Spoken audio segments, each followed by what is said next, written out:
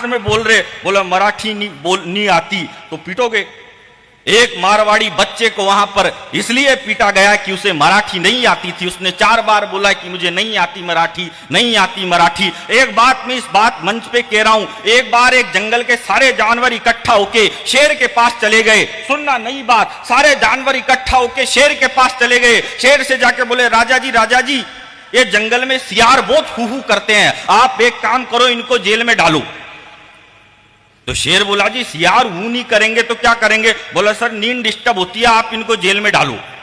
तो शेर ने सियारों को जेल में डाल दिया। अब उनकी आदत पड़ गई जानवरों की। 2-4 दिन बाद वो फिर चले गए। बोले, भाई साहब ये गधे भी बहुत जंगल में ढेचू करते हैं, आप एक काम करो, इनको भी जेल में डालो। हालांकि जंगल में गधे नहीं होते हैं, लेकिन जब संसद और विधानसभाओं में हो सकते हैं तो फिर जंगल में क्यों नहीं हो सकते हैं? तो बोले कि ये गधे भी बहुत ढेचू करते हैं, आप एक काम करो, इनको भी जेल में डालो। वो बोले, जी गधे ढेचू नहीं करेंगे तो क्या करेंगे? बोले, भाई साहब नींद डिस्टर्ब होती है, जेल में डालो। शेर ने उनको भी जेल में डाल दिया। 2-4 दिन बाद फिर पहुंच गए जानवर। बोले, कौवे भी बहुत काऊ करते हैं, राजा जी आप इनको भी जेल में डालो। शेर बोला, जी कौवा काऊ नहीं करेगा तो क्या करेगा? बोला, भाई साहब नींद डिस्टर्ब होती है, आप तो इनको जेल में डालो। बोले, जी कौवा आसमान में उड़ता है, मैं जमीन पे चलता हूं, मैं उसको जेल में कैसे डाल सकता हूं? तो बोला, नहीं डाल सकते जेल में, तो फिर इस्तीफा दो। तो शेर ने इस्तीफा दे दिया। शेर के इस्तीफा देने के बाद कुत्ते को जंगल का राजा बनाया गया। ध्यान रखना, जब भी कोई शेर इस्तीफा देगा तो कोई ना कोई कुत्ता ही राज करेगा। मैंने कोई किसी का नाम लिया क्या? कुत्ते ने राजा बनते ही घोषणा कर दी कि बोले, आज से न जंगल में कोई ढेंचू करेगा, न कोई हू करेगा, न कोई काऊ करेगा।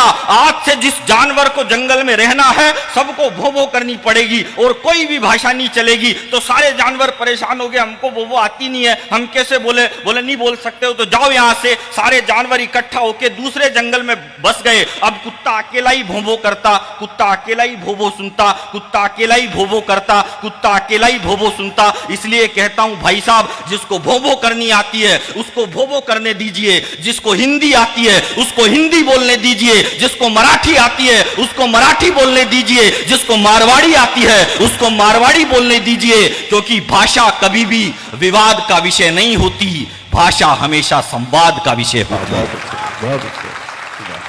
कमाल कर रहे हो सुरेश भाई। और इतनी दिक्कत है आपको हिंदी से, तो बंद करो इस बंबई की फिल्म इंडस्ट्री को, इसको नोखा में शिफ्ट करो।